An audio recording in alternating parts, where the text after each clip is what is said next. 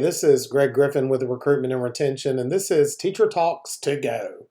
I think I forgot to send a reminder out today, so after a few minutes, I didn't have anybody this afternoon, and I thought I can send it to you guys, and you can watch it at your convenience. I'm going to make it quick, but I'm going to provide a resource along with this video that I think you could explore on your own time, at home, in comfortable clothes. Just whenever you have a few minutes, and I think it can lead you in a lot of good directions. So last week, let me back up. This month, we're talking about making your classroom more fun and engaging. So last week, we talked about some activities that you could do on the Chromebook with the kids that were not necessarily online, more in Google Drive. This week, I wanted to talk about projects. And a while back, we did a workshop on active engagement strategies that had a pig theme. So we told the participants that if you want to have engagement in your classroom, you've got to be a pig. All right. And the pig was an acronym, and the P in pig stood for do fun projects with the kids. So I was always a big project person when I was in the classroom. I taught ELA and I taught social studies. And over the years, I gravitated towards more and more hands-on projects. Now, to be clear, I'm not talking about projects that you assign for homework. I'm not a big fan of those because some students are going to have parents that are going to really go all out, spend any amount of money and help them unlimitedly. And they're going to come in with a fabulous project that may or may not have been done entirely by the student. And then other kids are not going to have any support at home. So they're not going to bring anything in, or they're going to bring in something that's not as impressive, maybe. So I'm talking about projects that you oversee within your classroom, where most of the work, if not all, is completed in class under your supervision. Okay, those are the types of projects that I'm talking about. All right. So I would highly recommend that you use rubrics for this type of assignment. The rubric is useful for quality control. It will give your students a very clear path to what you're looking for. It will tell them what they need to do to make a good grade. It will also protect you from criticism. If a parent or guardian doesn't agree with a grade, if we don't have a rubric, we just have to have a conversation and say, oh, I just thought it was a B or C or whatever they're complaining about. When you have a rubric, you can pull it out and you can say, this is where they lost the points. If they would have just done this, they would have gotten their points for that. So you want to start and end with the rubrics. So when I taught social studies, I had a project for every unit. For example, when we did Mesopotamia, we made ziggurats. And so we began the unit with, okay, this is what we're going to do. This is going to be the culminating project. We're going to make a ziggurat. Here is the rubric. You know, we go over the rubric and everything. And then we end with the rubric when we assess it. And one thing that I love about using rubrics for projects is that, especially in middle and high school, you can have the students pull the rubric out and assess themselves. And so this is a great time saver for you, so you don't have to grade 100 projects if you're a middle school teacher or a high school teacher, or more than 100 if you have more than that on your rosters. You just have them get out the rubric, assess yourself, circle where you think you landed on the rubric, and then you simply go around the room with a clipboard and kind of look over their shoulder, and you agree or disagree with them. And if you think they were too hard on themselves, you can kind of push them in the better direction. If they're overscoring themselves, you can explain to them they're doing that. And then you can just record the grade on a clipboard, and then you can go punch it into Power School and you're done. So that's a time. So you don't want to be stuck at school grading projects for hours after school. You can do these in groups, or they can be independent projects. This can be done in lieu of a unit assessment. We do not have to test these kids to death. We can play learning games to make a list of things they don't know. We can give them a project to determine whether or not they learned the standards and the objectives that you were trying to teach during that unit. So we need some alternatives to test on Friday. I'm telling you, I know it's easy to give a test on Friday sometimes so that you can maybe work on your lesson plan for next week or whatever, but these kids don't need to be tested to death on Friday. So I did a unit project in social studies many times instead of an assessment, and I used the project for the unit assessment grade. Okay. It's very easy to differentiate when you do projects. You can differentiate, you can tier your projects that are on different levels in terms of challenge and rigor. While the kids are working on their projects under your care, you can devote more time to the kids that need it. It's a real easy way to differentiate. And your high flyers that are like, okay, that you went over at one time and they're like, okay, got it. I know exactly what I'm going to do. And you can just turn them loose to run.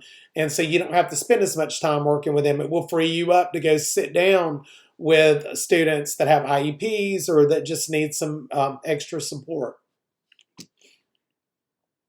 And I love student work on display. When you have student work to put on display, that is evidence of learning. All right. When there are great projects on cardboard or construction paper hanging outside your room, I don't even need to go in your room to know what's going on. I can walk by and I can see, wow, they're really learning in there. You can sometimes convince the media coordinator to let you put your projects on display in the media center. That's a great way for people to see what's going on in your classroom. And it's a motivator for kids. If they think that their work is going to be on display, it can motivate them to work harder and to be neater and to be more creative. It's a great idea to connect your projects sometimes to the real world. Relevance is a great way to bring some relevance into your instruction.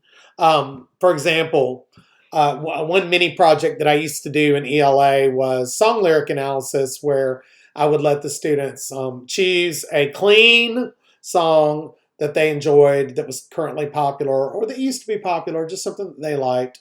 And I had them type the lyrics or paste the lyrics into PowerPoint, kind of blow the lyrics up to like a 24-point font so you could see it. And so several slides, you would have one song. And then I had them color code the figurative language, like make all of your similes bright red or make all of the metaphors blue. And then they would present their song lyrics to the class and they would explain the metaphors and the similes and the imagery and the figurative language, and they would explain the song's theme. And if they did a good job with their presentation, I let them play a little snippet of their song in class. So that was like a real world relevant connection with the project. That's just one example. All right. Here's an example of a rubric. Now, I'm going to share with you many different ways that you can generate rubrics, many different rubric generators that are on the internet. I think Google Classroom can make rubrics right now too. I don't know how good they are. I haven't used those. When I was teaching, we didn't have that feature. But this is a minus rubric. I came up with it. I invented it on my own.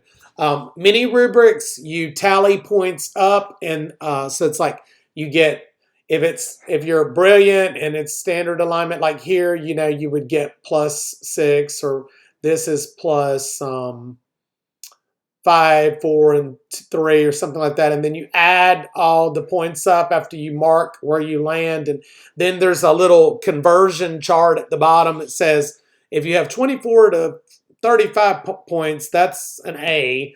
So I just took that conversion step out of it. And with the minus rubric, you begin with 100. Every child begins with a 100. And all they have to do to hold on to their 100 is stay in the first column. They don't lose anything if they stay here, like standard alignment. If this was something with dialogue, it looks like, or a skit maybe. But if the conversation and characters demonstrates a convincing grasp of the assigned standard. Okay, so if they do this, they don't lose any points. If all academic vocabulary was used correctly, they lose no points.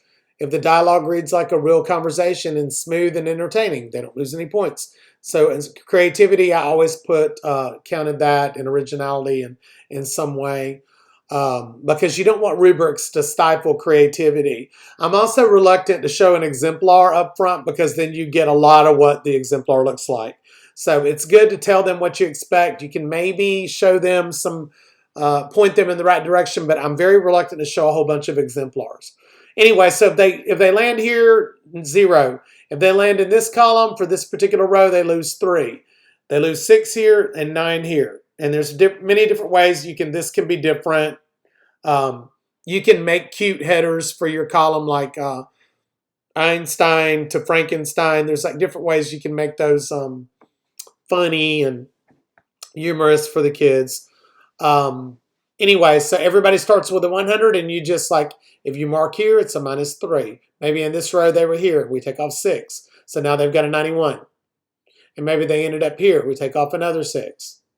Okay, and then whatever it said. I think the minus rubrics are easy for the kids to understand, and they're easy to grade. And that's just something that I came up with on my own. All right, so this is what I wanted to get to today, because this is kind of the meat of my presentation. This is a hyperdoc that lives in Google Drive that I made for you guys. I took an old hyperdoc and I updated the links on it. Let me blow this up a little bit here. All right, so I'm going to include the link to this hyperdoc with this video when I send it out to forward to the BTs. So these are links. So we've got, this originally began when I was the instructional coach at Coates Irwin and Dunn. So these will lead you to Pinterest boards for project ideas for the subject, the corresponding subject. So if you click here in social studies, this will take you to Pinterest.